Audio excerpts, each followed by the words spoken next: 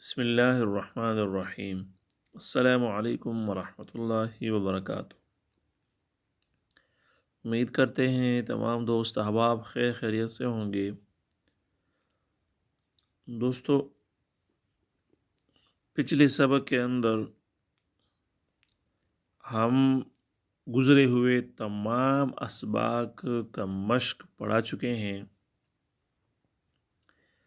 یعنی گزرے ہوئے جتنے اسباق ہم پڑھ چکے ہیں اور اس میں جتنے قواعد ہم پڑھ چکے ہیں، ان تمام اسباق کے قواعد اور سب کچھ ہم پچھلے سبق کے اندر، کل والے سبق کے اندر ہم سب کچھ جمع کر کے پڑھا چکے ہیں، یعنی اس کے اندر سب جتنے قواعد تھے تمام قواعد کا مشق ہم آپ لوگوں کو بدلا چکے ہیں اور ہر چیز کی نشاندہی کر چکے ہیں۔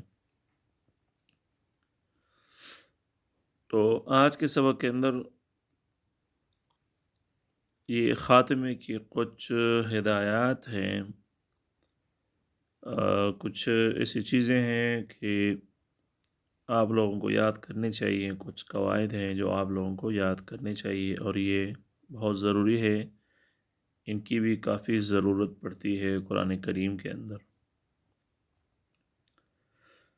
نون ساکن اور تنوین میں ادغام اور اقلاب کا قاعدہ۔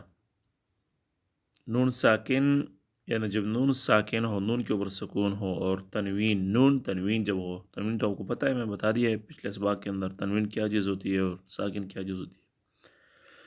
تو ان میں ادغام اور اقلاب کا قاعدہ۔ ادغام کا کیا معنی ہے؟ ادغام کا معنی ہے ملانا، اور اقلاب کا معنی ہے بدلنا۔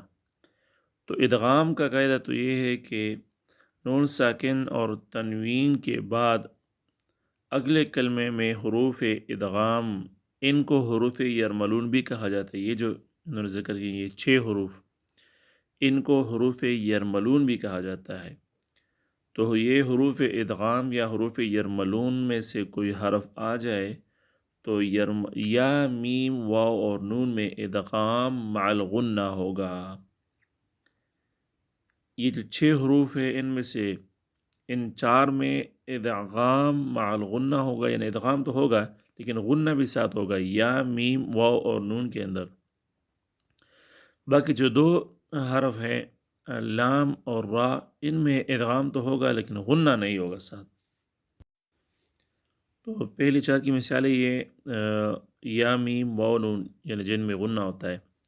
یا کی مثالیں میقات یوم۔ اب دیکھیے میقات یوم میں 2 زبر ہے نا تا کے اوپر، یہ 2 زبر جو ہے ان کو کیا کہیں گے؟ نون تنوین۔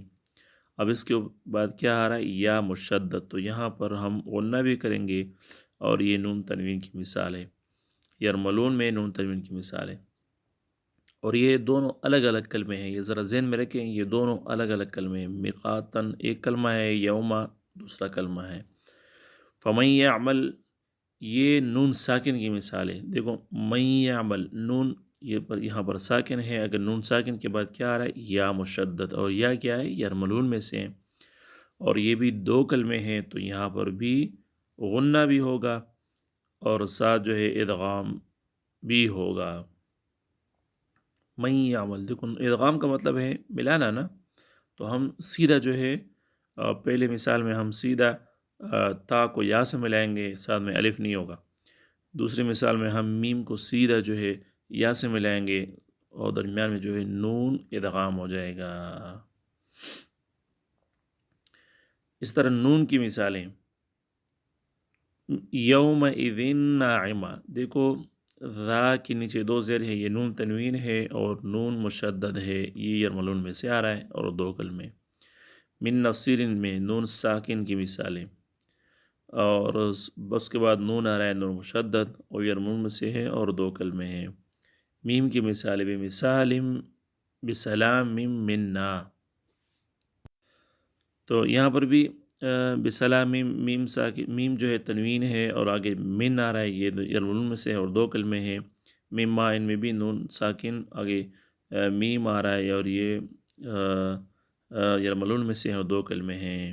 وہ کی مثال ہے یومئذ واجفہ، یہ تنوین آ رہا ہے اور واو آگے یر ملون میں سے آ رہا ہے، دو کلمے ہیں، یہاں پر بھی غنہ ہوگا۔ میم والن میں نون ساکن کے بعد واو آ رہا ہے یر ملون میں سے اور مشدد ہے، یہاں پر دو کلمے ہیں، یہاں پر بھی غنہ ہوگا۔ باقی لام اور را میں ادغام بلا غنہ ہوگا۔ یہ دیکھیں لام اور را میں نے کہا تھا کہ ادغام تو ہوگا لیکن غنہ نہیں ہوگا، اس اکل لما۔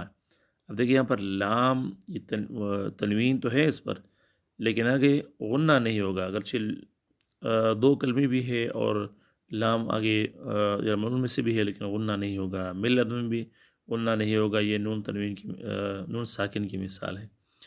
را کے اندر عیشت الراضیہ، عیشتن کے اندر جو ہے نون تنوین ہے اور آگے را آ رہا ہے یہ ملون میں سے ہے لیکن یہاں پر غنہ نہیں ہوگا اگرچہ دو کلمے بھی ہے۔ مر ربک میں بھی نون ساکن کی مثال ہے، آگے را مشدد ہے لیکن غنہ نہیں ہوگا اگرچہ دو کلمے ہیں۔